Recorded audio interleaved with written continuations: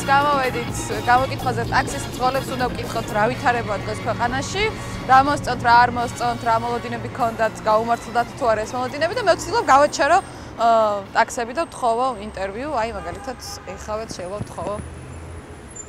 გამარჯობა. მაინტერესებს რა შეიცვალა თქვენთვის ბოლო წლებში მაგალითად რა შეგიძლიათ მითხრათ სასიამოვნო რა არის, უსიამოვნო რა არის? ზოგადად სასიამოვნო ბევრი არაფერი აღარ არის ამ ბოლო ხანებში.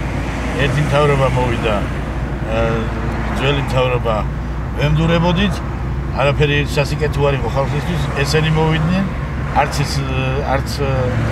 ამ მთავრობიდან ჩანს არაფერი სასიკეთო. აი, მაგალითად რაში გაგიცრუდათ იმედი, რას ელოდებოდით? თითქმის ყველაფერში. საწვავი ძვირია, რაც იყო ისე ვისაღირდა, პოლიცია როგორც იქცეოდა, ისე იქცევა, პატრული როგორც იქცეოდა, ისე იქცევა. არ გალაპარაკებს და არაფერი ეგეთი, არაფერი სასიკეთო ხალხისთვის არ არის. ჩემთვის საერთოდ არაფერი არ შეცვლა. ჩემთვის რაც იყო ადრე, ის არის ახლა. არაფერი შეცვლა.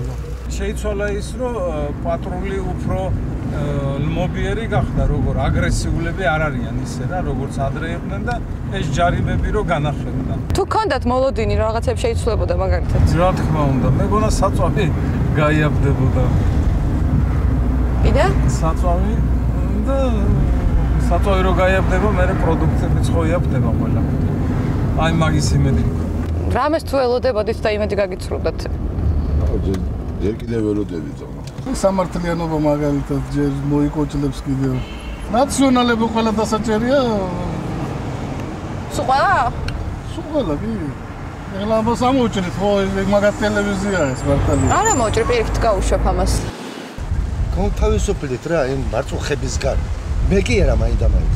ხალხი ვხედავ, რომ განთავისუფლდა, ვიღაც რაღაცა ქონდა, ვიღაც რაღაც წარსულში შეიძლება და განთავისუფლდა, თავისუფლებია. ადრე უფრო დიდი შიში იყო ხალხი. თავისუფლად ლაპარაკობს, არა აქვს შიში.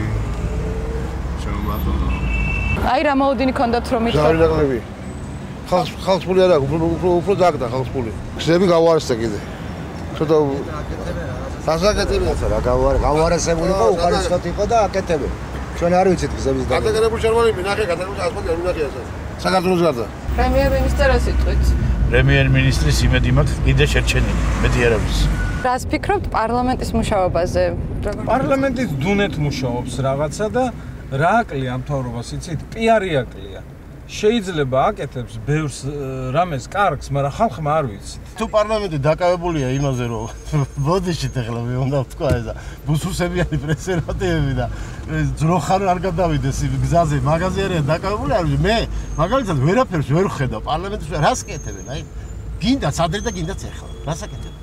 კარგი, დიდი შემოღობილი სადიგია. ცირკი. კარგი, დიდი შემოღობილი ცირკია.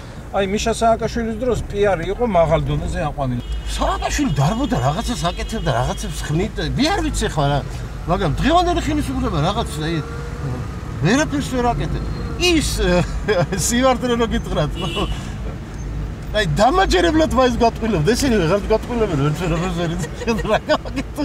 რას მეტყვით მაგათად იმაზე რუსეთთან ურთიერთობა თუ მოგწონთ ჩვენი ქვეყნის ბოლო პერიოდში? რუსეთთან ურთიერთობა უკვე რა ხდება ჩემოგამბე.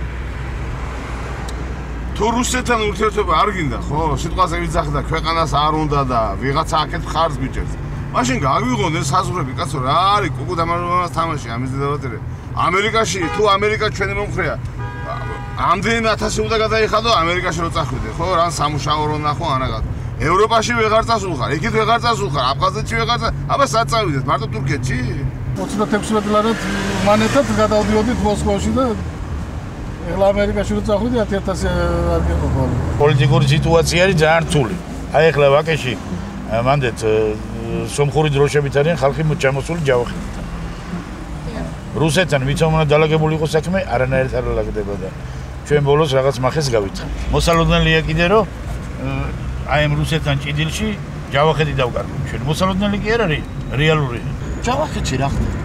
გონია იქ არ ხდება. მომამზადებულები არიან. ერთი 100 უნდა და აფეთქდება ცხინვალებით, ხო ფაქტია. აფეთქებს მე რა ვქნათ? დარჩება გორი და თბილისი. რა არის თქვენი მოლოდინი მაგალითად არჩევნების მერე? სამუშაო ადგილი გაჩნდება ალბათ, რაღაცა დაიწყებს მუშაობას, ამოქმედდება, რა ვიცი. სამუშაო ადგილი როცა შეიქმნება, სოფლის მეურნეობა როცა ამუშავდება.